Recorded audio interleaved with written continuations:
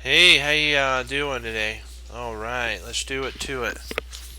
1 second, I will get a game on really quick. Hold on, and then we will watch just really quick.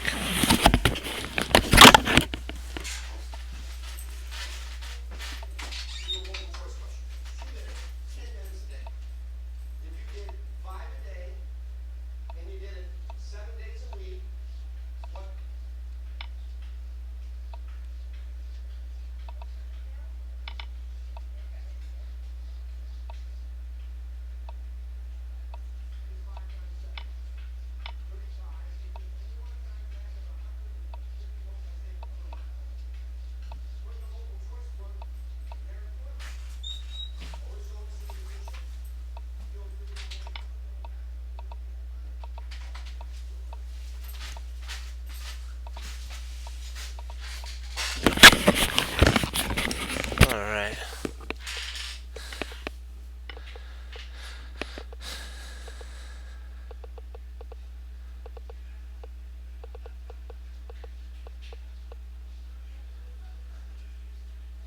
Did you see how they implemented that?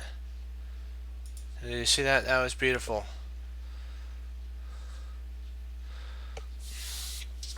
All right. We've entered the section called static versus dynamic. Okay. And we'll go to how to reassess your chess. We'll get to the most recent one that we did before this one here.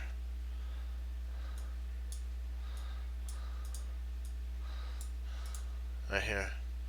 Okay.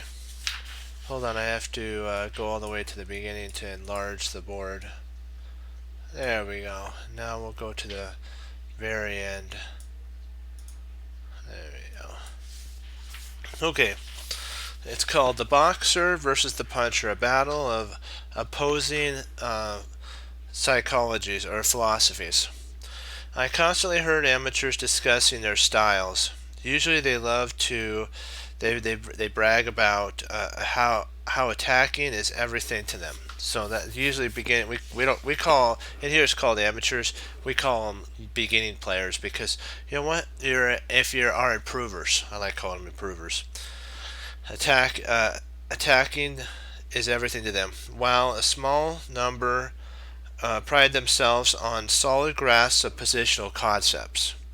Though there's nothing wrong with enjoying one part of the game over another. If you can't show at least basic skills in both, you'll be in for a very rough ride in chess. So a good positional player will find that he or she is doomed if he or she doesn't also have a solid grasp of tactics and a feel for chess dynamics. While a good tactical player will be beaten from the pillar to post if he or she is positionally clueless or doesn't have a static plus or minus from basically, you remember how we talked about holes? He says holes in the walls. Holes in the walls would be like outposts. In other words, personal tastes are wonderful, but at least a minuscule of balance is key if you want if you want to be successful in chess. The positional fantasy is to create a long-term static problem in the enemy camp, like holes, pawn weaknesses, material like exchanges, lack of space, etc. And then basically use these things while the opponent's passively sitting around in the position, and his position totally collapses like the walls of Jericho that we talked about. They just come falling down. On the other hand, the tactical dream of knocking out your opponent with one tactical punch or unleashing a stunning combination that overwhelms your opponent is a wonderful thing too. Nice thought though, indeed. And these scenarios do occur quite often at all levels. However, the basically people. I'm not pronouncing it right, but the players who have like that are the up and coming ones, like the prodigies and stuff, understand that the guy on the other side of the table will be a hard nosed. What that means is they're not going to give up. Your opponent's not going to give up. If they're a tiger, they're going to come. They're going to go down to the last piece. So be prepared to go all in. Basically, we call it. We have to go berserk at that point. Not crazy like. Berserk's gotten a bad name, my friends. It just means you're all in. You're not going to stop till the checkmate. And your opponent, if they're a tiger, isn't going to stop till they are checkmated. So you have to finish the game you started. Don't get comfortable. Don't get laxed. Finish the game. And he or she will roll with the punches and the positional superiority that you have. They'll just keep playing and playing and playing and playing. But what if your opponent sees your tactical trick coming? What if he or she realizes that the game is a positional mess and dares to fight back, refusing to go down quietly? What if he or she has some favorable imbalance too and fully intends to maximize or use that imbalance for themselves? The best chess games are all about war ideas. So remember that it's about war ideas. Just keep that in your forefront. It's plan. If you wanna take that and say, what is war ideas? Planning. Who has the best plan? The battle of imbalances and the face-to-face struggle of one player against the other. If you don't have a fighter's mentality, so if you don't have like a fighter's mentality, if you kind of for a second lose your that spunk, that fighter's mentality, in the face of your opponent, who will grab the positional imbalances of their position and come at you again and again. If he or she was a basically a fighter, like and actually, if you want to think about an MMA fighter, one of those in chess, that's basically what chess is. It's total war. It's who can bring down the king. Sometimes you have to build up. Sometimes you have to get those locks. There's certain locks in MMA that players do to make their opponents tap out. And that's kind of when you go into static versus dynamic. A dynamic one would be like a roundhouse kick and all those different types of kicks and punches and knockout moves. But a static one would be like taking your opponent to the ground and using hand grips, arm bars, all those different types of things. When you find that the chess and real chess enjoyment eludes you to the basically you fight to the death of the battle, the mind and knowledge and skill and heart is what makes chess exciting. So when it comes down to it, even in fights of MMA, boxing, whatever type of sport you're into, even football or baseball, it all comes down to, we'll repeat that, battle of the mind, knowledge, skill, heart, and that's what makes whatever game exciting. Chess are like sports. We watch it because of the person's mind. We watch it because of the knowledge that they have. We watch it because of the skill, and we watch it because we say, "Man, that player has heart." Same type of thing, and that's what we enjoy about it. And all of these bring us to the emotional important battle of static versus dynamic. The fight between one side's long-term pluses while we're connected on our superior structure here, or concentrate on our superior structure here, and the other's short-term use of how to take down my opponent with one fell swoop. Changes the active pieces, attacking positional bases on a vulnerable enemy king, are swing from one fence of tactics that seems to appear from nowhere, but are actually a logical expression of the basic combination rules. What that, I know you're saying, whoa, that's a mouthful. Yeah.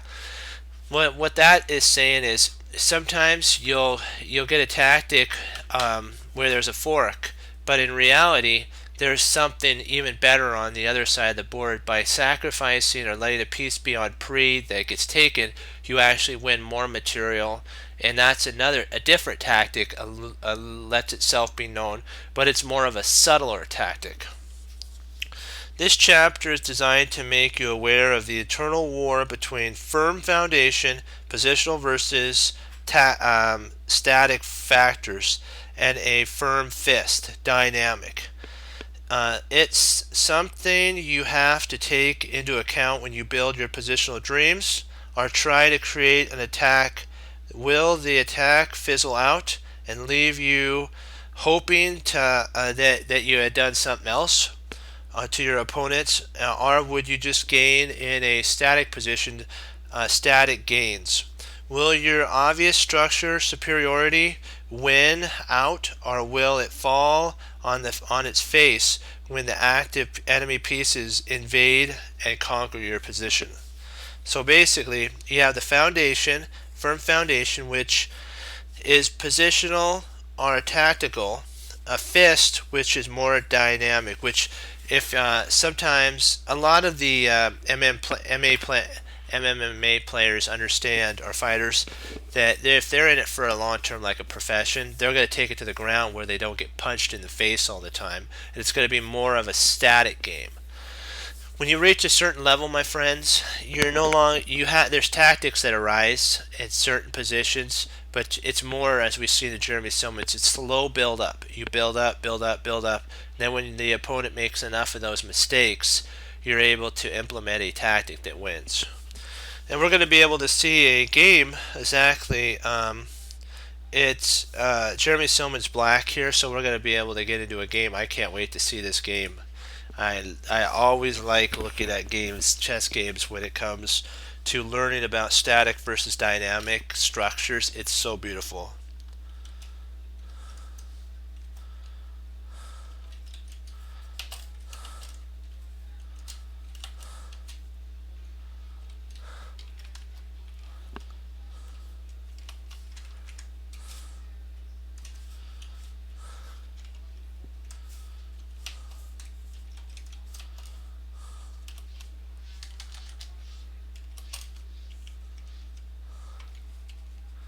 Okay, let me make sure I have that gentleman's name right. I appreciate your patience with me on this. And we're going to have a better one than even last night. Because one time I got some of the pieces all muddled up. That was an interesting continuation there. But this time we will do this. Okay, e4, c5. Knight f3. Knight c6. d4. The Sicilian type of setup. d5, knight g6. This is the accelerated dragon. Knight c3. Bishop g. And knight b3. Knight, I know what you're thinking. Knight f6. Why doesn't black just take the bishop here, right, and then double the pawns? Yeah, you could do that. But the only problem is now white's going to try to play on the light squares here. White will try to play on these squares here by placing a bishop on b2, and then at the right moment play c4 and open up a ginormous attack on the position. So black doesn't do that. Jeremy Silman plays the Sicilian a lot, so he's not going to be kind of fooled. I mean, his opponent probably plays the Sicilian Dragon, and Jeremy Silman knows how to handle. Actually, I think he's black, isn't he? Sorry, it's the other way around. I said it wrong. Oh, that's funny. Okay. D6 castles. Jeremy Summon Castle. So now the idea, remember in our prior chapter we talked in our section about how the king, if it stays too long in the center, you can basically ambush it and pry open the center by positional sacrifices, piece sacrifices, and all that. This time we're going to be doing it more static, probably build up. This is a kind of semi-open file, and so Accelerated Dragon is pretty strong of an attack. My teacher always tried to play it as black. And so if he knew his opponent was like a solid player, he'd play more of the French. But if he was in attacking mood, he would play the Accelerated Dragon. He won many wonderful games on that.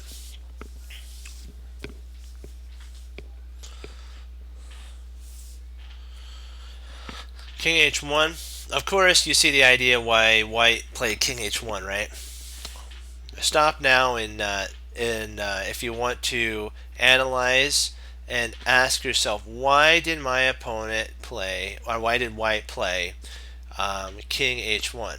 And if you're joining us back again after you stopped, the idea is F4. They want to play pawn to F4 and try to basically destroy the king side. Bishop E6.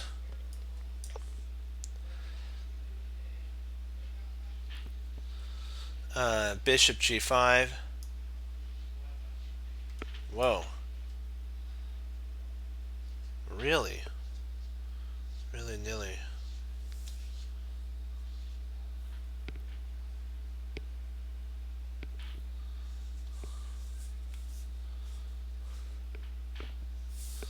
Castles King H1, Bishop E6, Bishop G5. Huh. H6. Interesting. I don't understand why.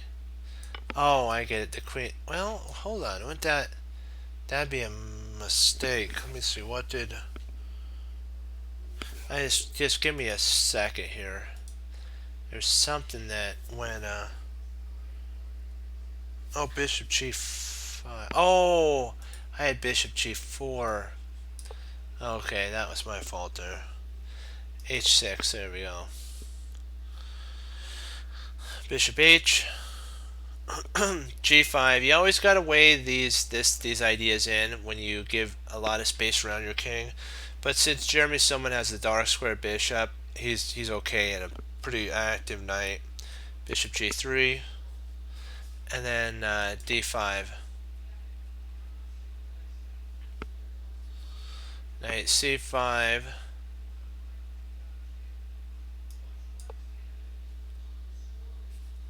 D takes C. Knight takes E6. F takes E6.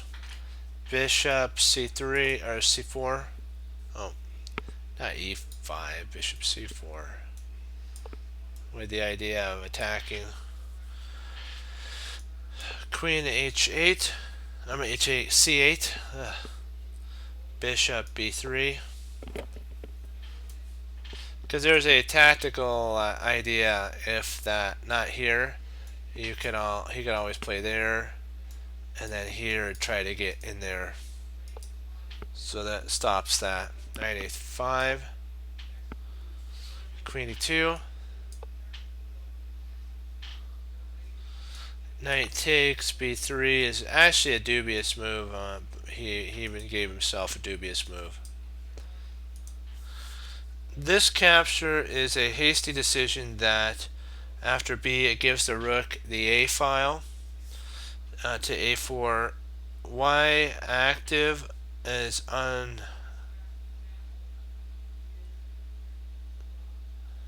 better was queen to C6 here.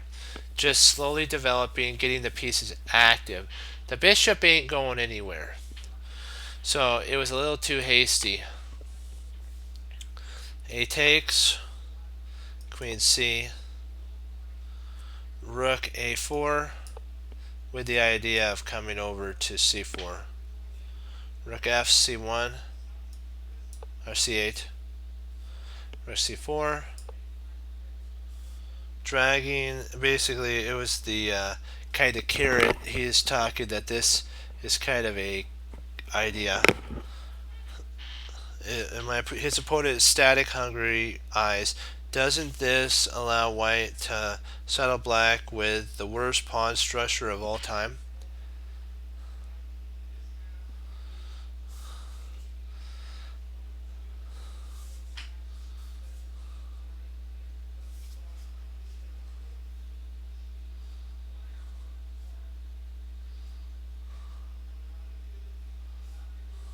Queen a6.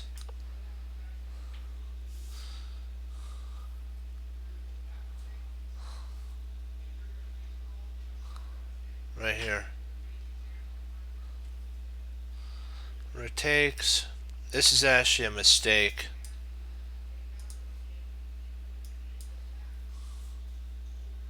He bowed to the temptation. Better was actually knight takes e4. Rook takes c. B takes. And then knight takes e4. Queen takes e4. Bishop takes. Queen g6 check. King at f8. Queen takes check. Bishop g. Queen takes. Queen c. When white is a bit better due to black's vulnerable king. So white would be a little bit better here.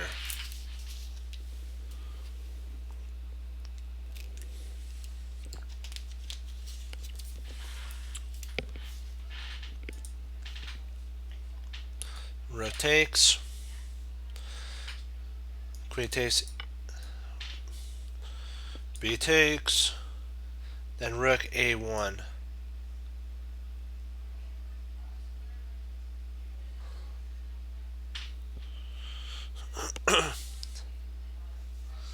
Worst pawn structure ever was kind of this type of stuff for black.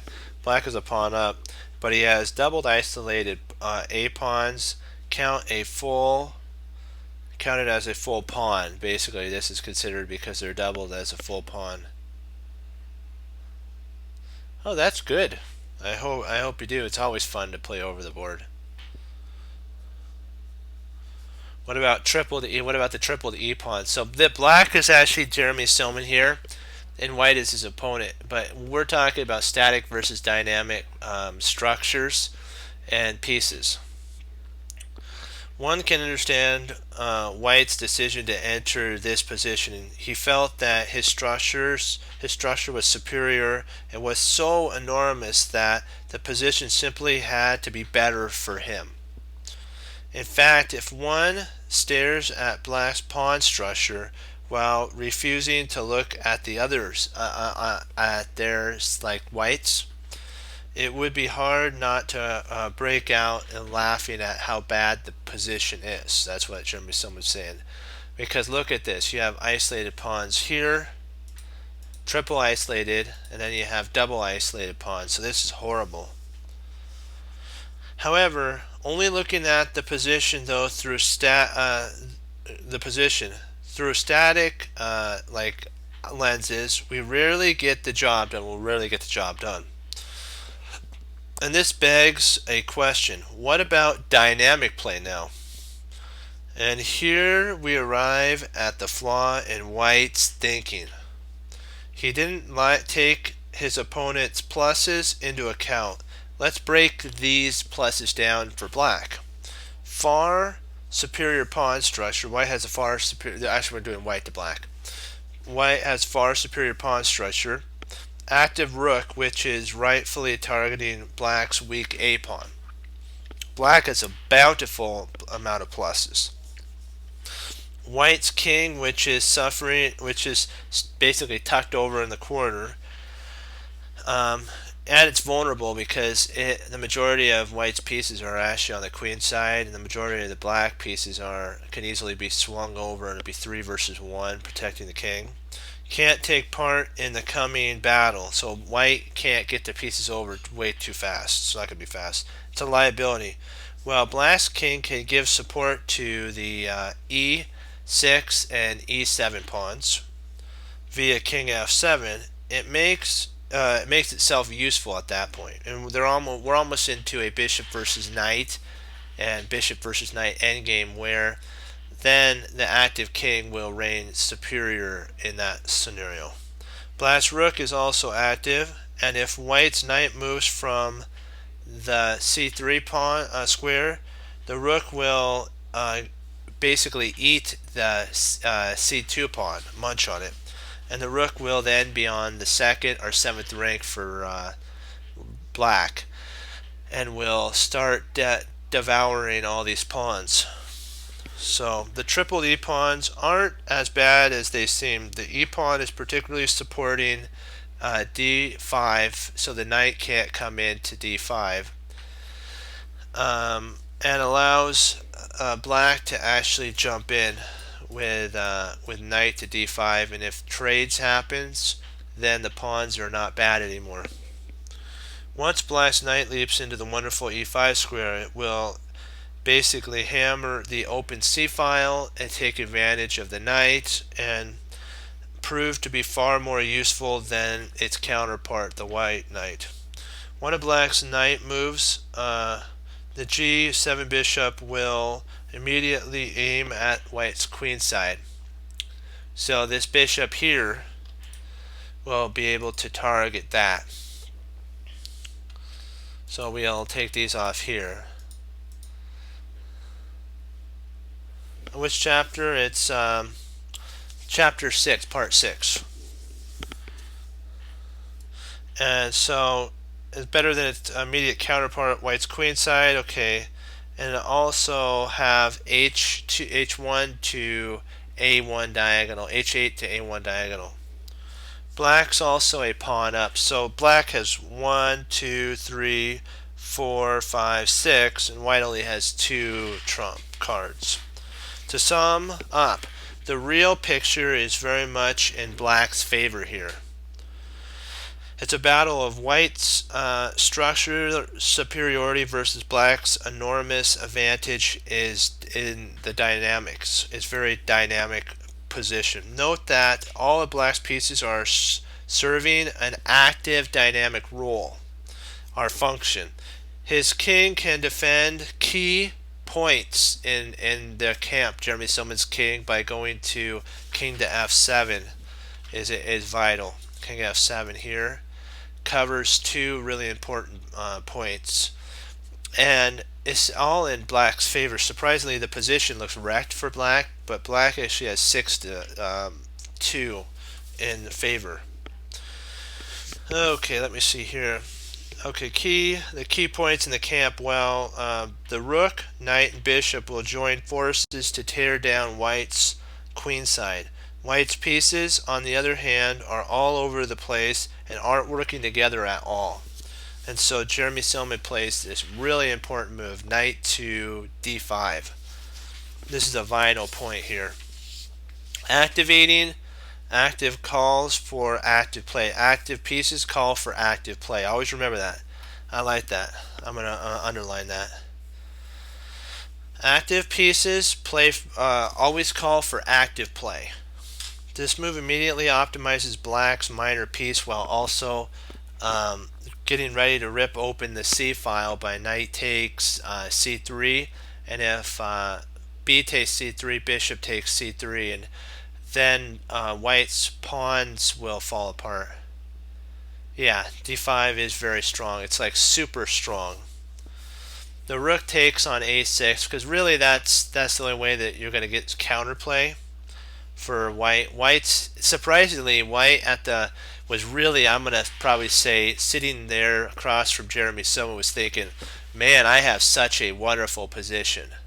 And Jeremy Silman also says how you could tell what's a good move. You ask yourself this one thing, and I always think about it, is what move would make my position even more wonderful or even more strong or even more powerful? And if you can ask yourself that on every move, like if you don't have a plan and you're kind of like your brains may be foggy a little bit, and you might have not had that extra cup of coffee or something that morning, and you have to play an over the board battle game. You look at the board and you could say to yourself, man, I just got it, or you got like a headache or something. You could say, what piece move would make my position wonderful? And then sometimes you could find a plan based around that. Okay, so white starts basically eating up black's pawns. So now, if the knight, there is one other move. If this were played, then takes, and then c3. Oops, not c3. Sorry, I had the wrong pawn. c3. I appreciate your patience with me on that. So rook to c6 is probably best. You could also play d4 here and try to pry open the center. And then c takes d, bishop takes d.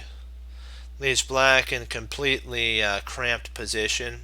I know what you're probably saying. This isn't in the book, but if c4 were to be played, you actually gave your opponent a pass pawn.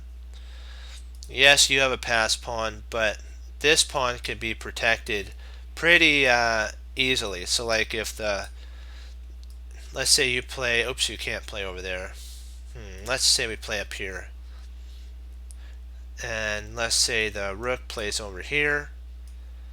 You can actually play e5 here and then start this push. And if you want to, you have this move and you have that move that you can play. You even can now activate the king, so you can get your king involved there, which liberates your bishop and allows the king to come in. And so you'll have a lot of counterplay. So that's why taking is kind of the only move really to hold the position together for white. If you pushed it, you'd be almost lost, surprisingly. Okay, let's see. There's one more move. Knight takes e4 is another idea. Then the rook takes the pawn. So now this black's rook has become a monster of a piece. h4, g takes, bishop to d4, rook takes a, king f7, rook a4 to attack the bishop, and then e5 to support the bishop. Black's active pieces rule the board. I know we as chess players, be learned players when we're improving, we always want to try to take things. Like we want to, I know what went through your mind. You're probably wondering, why did Jeremy Silman not take here? He could have taken there, but remember the game is about mate, and if we can make our opponent flinch our move, make this knight move, if the knight would move, we then have this pawn that becomes weak on e2, and then we can slowly but steadily get these two pass pawns rolling. We don't want to take with our bishop because it gives up the protection of a7, so just always be on the lookout. Jeremy Silman plays king to f7 exclam. This move is really strong because it has about 3 or 4 main ideas here that are behind it. One is it guards the e6 and e7 pawns. 2, it also activates the king. 3, it allows the bishop to be able to move, and 4, back rank is off the it's off the back rank. And there's probably many more that I might even be overlooking that would be playable here too. But mainly I'm looking at that the king is off the back rank and safe. It's safer and more active. Making good use of the king, the e6 is protecting against rook takes e6, and is avoid avoided, and black is finally ready to make use of this move here, and after that here, and basically just shatter these queenside pawns. Rook takes a7 is kind of forced. Now bishop takes. In comes the hammer, Thor's hammer as I call it. Black realized that it's better to retain his knight since it's able to attack the square, all the squares on the board, compared to the bishop, which is always stuck on one square all the time, or one color all the time. Will make it, the knight will be more flexible, where white's bishop is not as flexible. I should add that the knight covers c7 square, and also turns out to be considered an important attacker. So if you thought about playing this, it was actually a mistake. This is a mistake, because there's really no reason to give up such a powerful knight. No. And this allows rook to c7, and basically now trades happens. White has two passed pawns. Bad position for us at that point. We would be the one that's on the losing side at this point. Remember, we studied with pawns. We studied on tripled pawns, how one pawn can hold up 3 pawns. If we had taken with the knight, and all these pieces got traded off the board. Let's just say all the pieces did here. This got traded, that got traded, that got traded, everything got traded. We'll just say this one pawn on f2 holds back e7, e6, and e4. All of them. One pawn does. And let's say that we trade off all these pawns down to just 3 pawns. We'll say 2 here and then 1 here. All the pieces are gone, but this pawn and these 2 pawns, they hold up these 3 pawns, and this one will be a passer. So just always be on the lookout when you're trading pieces. What will the end result of my position look like? And let's say all of it's done and all the trades happen, what structure will my opponent have? And then with the knight takes, it would be a bad position. But with the bishop and the knight can really barricade c3, which is a hole, it makes the knight really, really powerful to domination. We'll dominate the bishop with our knight. Okay, h4. Rook a2 could actually be played here as well. Though very passive, was probably white's best defensive try. Rook takes c2, h takes g, h takes g, and then king to g1 and e3 at this point. We're trying to undermine the pawn structure, get a passer. The triple pawns show that they also have a dynamic side to themselves, compared to white's healthy pawns, which are just sitting around doing nothing. F takes e, knight takes e. Now Jeremy Silman's got 2, even though they're isolated, 2 passed pawns. And then d6. Oops, not d6 here.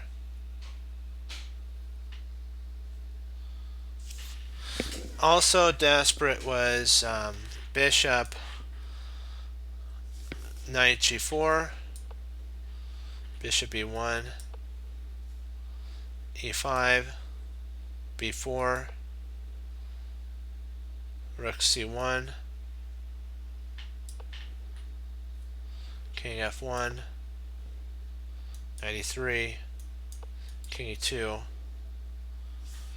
knight takes g2. Then if king takes, of course, the rook takes, and we can stop this pawn.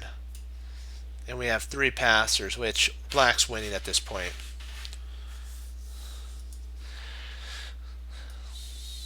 So rook takes g2, king h1,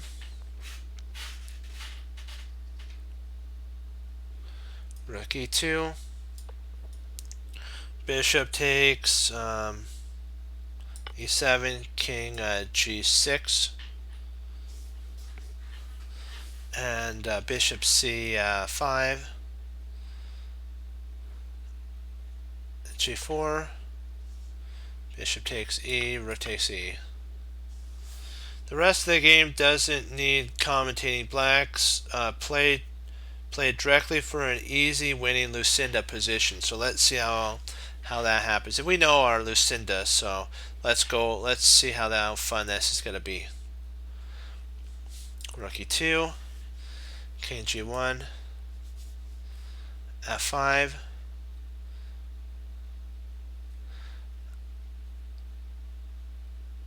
rook f7, king e4, rook g7, king f3. Oops, I did the wrong. I did king e5. Rook e4, king f7, king f3, rook g7, king g3, rook f1, king b2, king e7, rook takes b3, rook takes e6, rook b1 check, king e2, king g2. Do you see the Lucinda? Now you see the Lucinda, huh? King d2, g6, rook b8, king e3,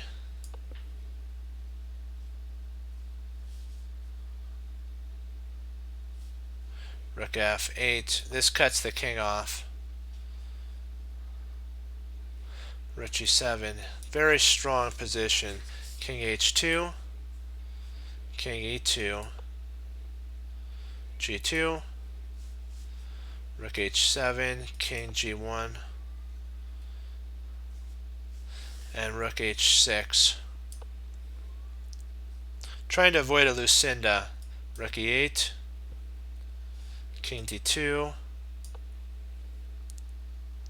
rook e5. And remember, build the bridge. The idea, you'll get to see the Lucinda. Rook h8, king f2, check, g3, rook f3. And his opponent resigned here because it really doesn't take much. This is how the Lucinda. We'll stop here. We'll put a circle here so that you know where the game stopped.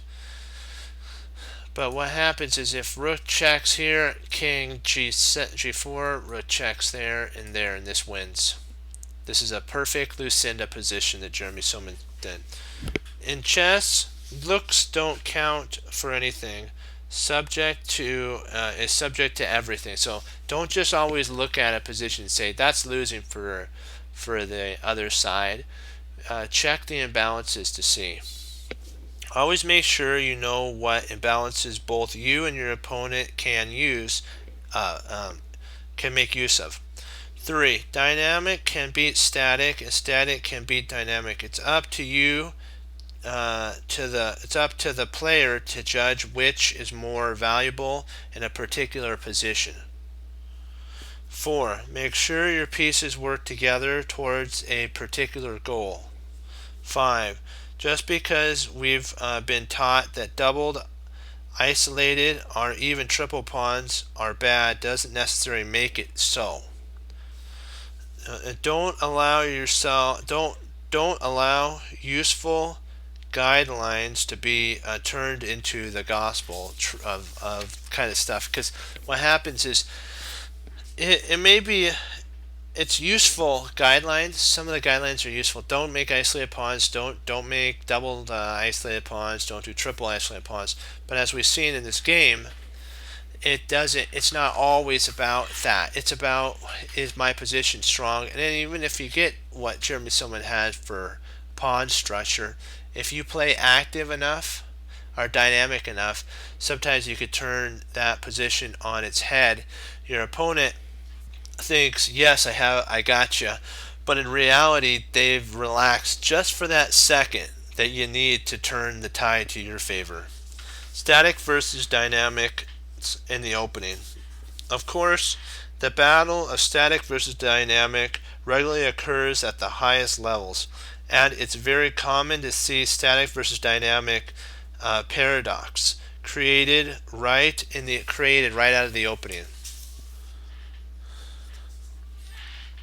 We get to see a strong player, Grandmaster Topalov, versus Levon Aronian. So these are two strong players. Doesn't mean they can't be beat. So if you ever have the privilege to face them, you know what? Play all the best moves you can, and that might even be enough for a draw or a win. You never know. So always go for number one. Don't settle for second place. Remember, it's first loser, and the buds are SEAL training. So let's do it to it. Topalov's white and Aronian's black. So d4, just want to let you know who's who. Knight f6, c4, e6, knight c3, bishop b4, knight f3, c5. It's the Nimzo 3 knights. g3, c takes, knight takes, and then e4, queen d3, bishop takes, b takes, knight to c5, and a strong move by Aronian. Queen f3, d6,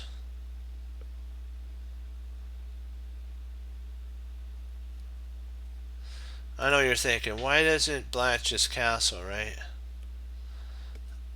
Something like this.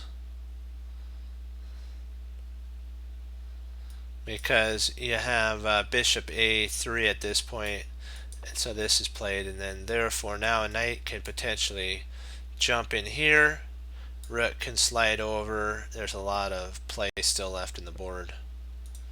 So that's why d6 was played at this point. And now probably the next move, if Levon can get away with it, will be castles. Queen g2. Oh, e5, interesting. Queen e3.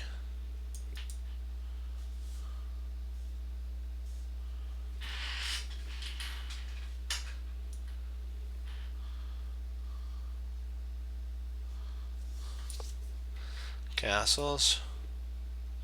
Knight b3. Queen c7.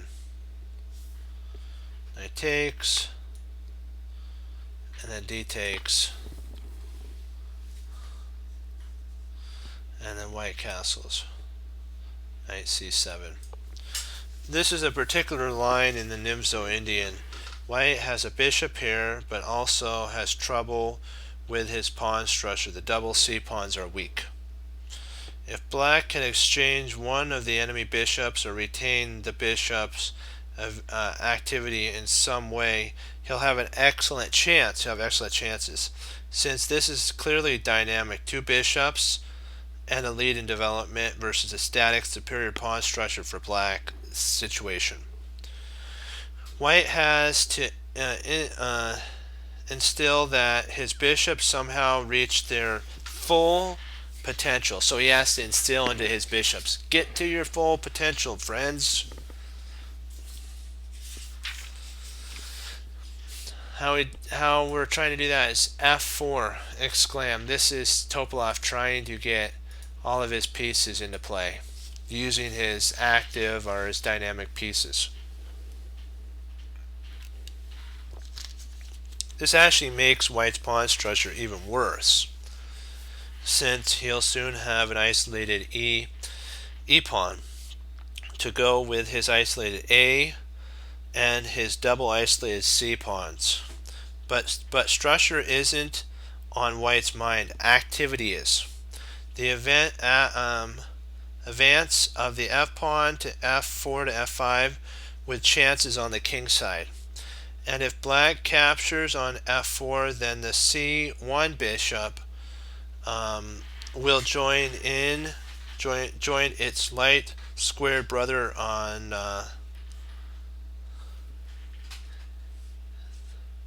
it's light squared teammate here. This bishop here will.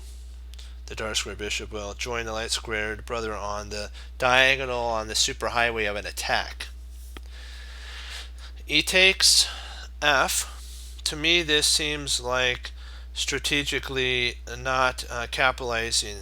White will acquire all of his dynamic goals. Of course, it takes some powerful chess by Topalov to prove this.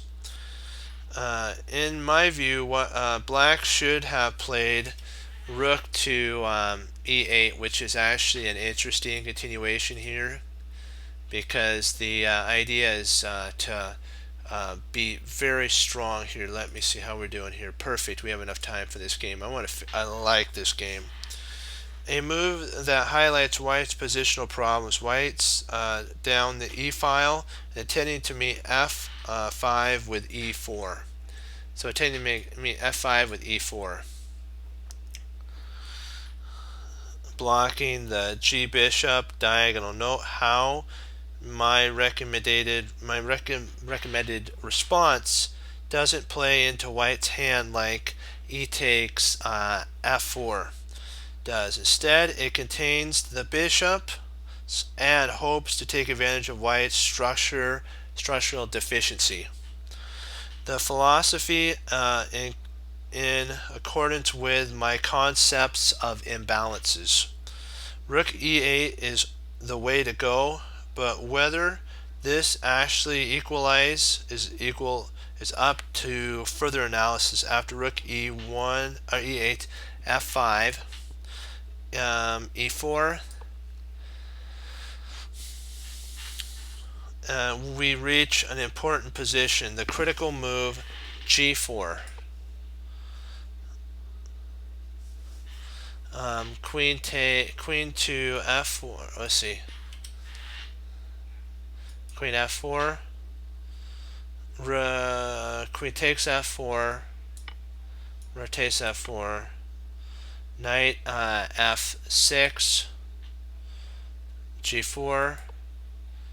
And h6. h4.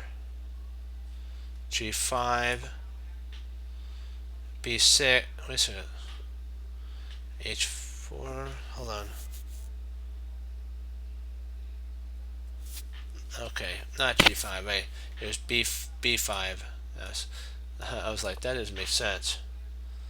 b5 and now g5, and then h5. Rotates e. Bishop takes there. It's nothing for white when white wants to play queen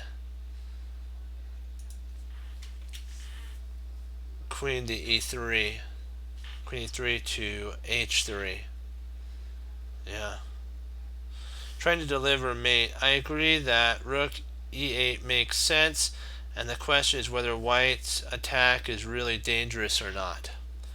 This uncertainty in the face of two different philosophies is what the static versus dynamic battle is all about. So rook takes. Suddenly the position has become wide open. Black will have serious troubles getting his queen and pieces out. Black will. When two very different uses of two different sets of imbalances come head to head. It only takes a blink for one strategy to overcome the other. So it only takes a second, a boom like that, and it could be over within a moment. So a5. Black is hoping to get his a8 rook into the game via rook to a6. Queen e8 or e7 exclam here, trying to activate everything. Very nice. Black's knight is pinned, and the threat of bishop d5 looms in the air as well. Queen e5, queen takes, knight takes, bishop e3 to go after the pawn, knight d7. A horrible move to make, but there wasn't any other way to defend the c-pawn. Well, there was a way, but the only problem is this puts it on a dark squared, and then it blocks this pawn. So now rook to b1 is played, and the only piece that can defend it is a rook, the bishop. So if you're able to trade off a knight and a bishop, and then trade off the pair of rooks, and then you get white's king here, then the bishop would overwhelm this bishop. So it's kind of you have to look at the end game. Okay, rook e4 exclam here as well.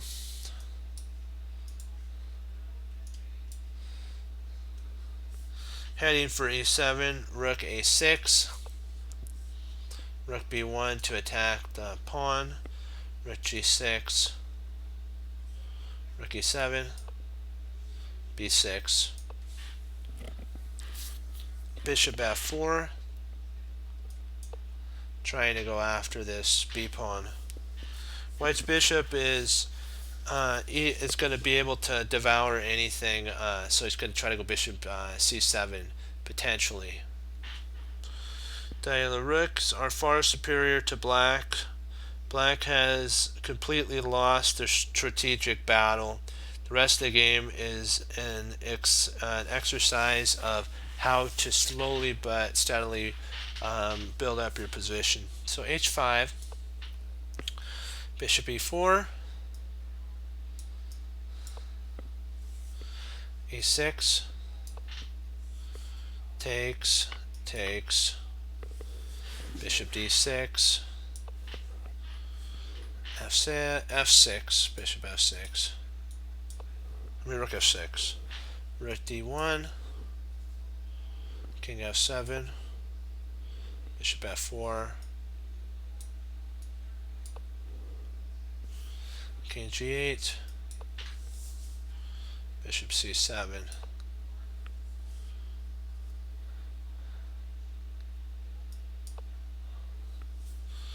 bishop g6,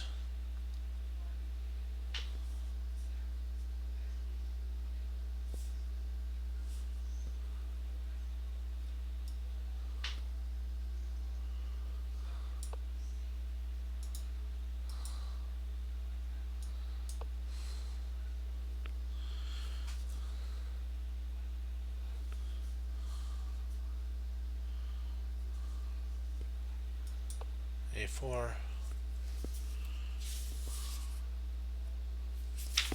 At first glance, it seems surprising, but it turns out that black loses. Let me see, what am I missing here? 28, king g, bishop c, 7.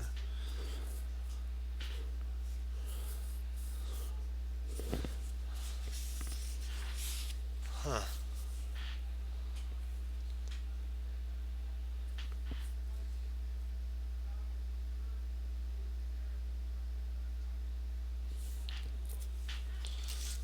Surprisingly, here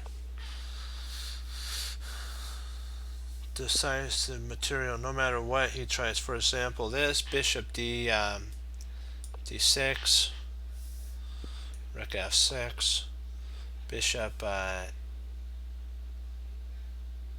e8, f5,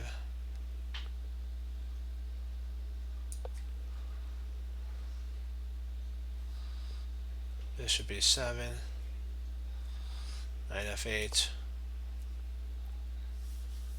rook d8, bishop a6, not b. There you go. Bishop a6, bishop g6, The position looks more like a very bad position here.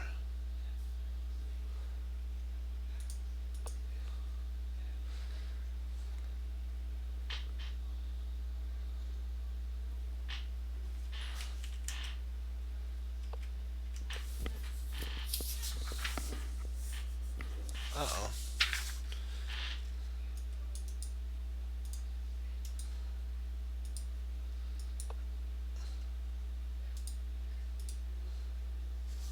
A4. I played the wrong one. Bishop takes. Knight F6. Bishop takes F. And takes. Bishop takes. Bishop A6. Bishop takes C5. A5. A3. Bishop takes. Bishop B4. A4. King F1.